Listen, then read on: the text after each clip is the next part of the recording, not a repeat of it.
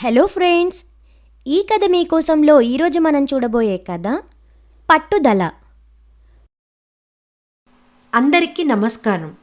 మన చిన్ననాటి చందమామ కథలు, పంచతంత్ర కథలు, పేదరాశి పెద్దమ్మ కథలు, మంచి నీతిని నేర్పే మోరల్ స్టోరీస్, ఇంకా మనసుకు నచ్చే ఎమోషనల్ స్టోరీస్, ఇలా అన్ని రకాల కథలను ఈ కథ మీకోసం మీ ముందుకు తెస్తోంది. ఈ కథలను మీరు తప్పకుండా వినాలంటే మా ఛానల్ని సబ్స్క్రైబ్ చేసుకోండి.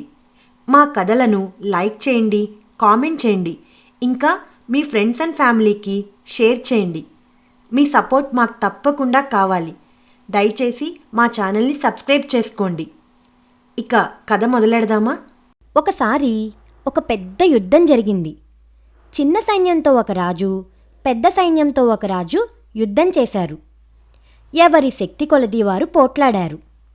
ఎత్తులకు పై ఎత్తులు వేసి ఎదుటి వాళ్ళని చిత్తు చేయాలని ఇద్దరూ ప్రయత్నం చేశారు.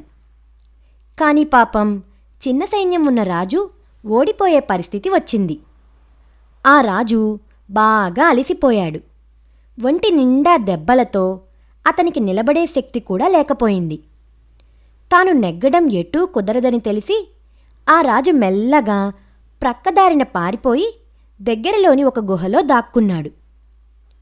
అక్కడ అతనికి ఒక సాలీడు కనిపించింది.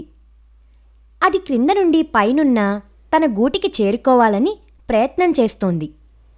కాని అది క్రిందకు పడిపోతోంది. ఒకసారి కాదు, చాలాసార్లు అది క్రింద పడిపోయింది. అయినా అది తన ప్రయత్నం మానకుండా 17వసారి తన గూటికి చేరుకుంది. దాని పట్టుదల చూచిన రాజుకు జ్ఞానోదయమయ్యింది.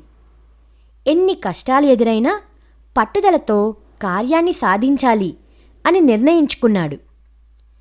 ఈసారి తప్పక శత్రువును ఓడించి తీరాలి అని గట్టిగా నిర్ణయించుకుని మళ్ళీ ఆ పెద్దరాజుతో యుద్ధం చేయడం మొదలుపెట్టాడు.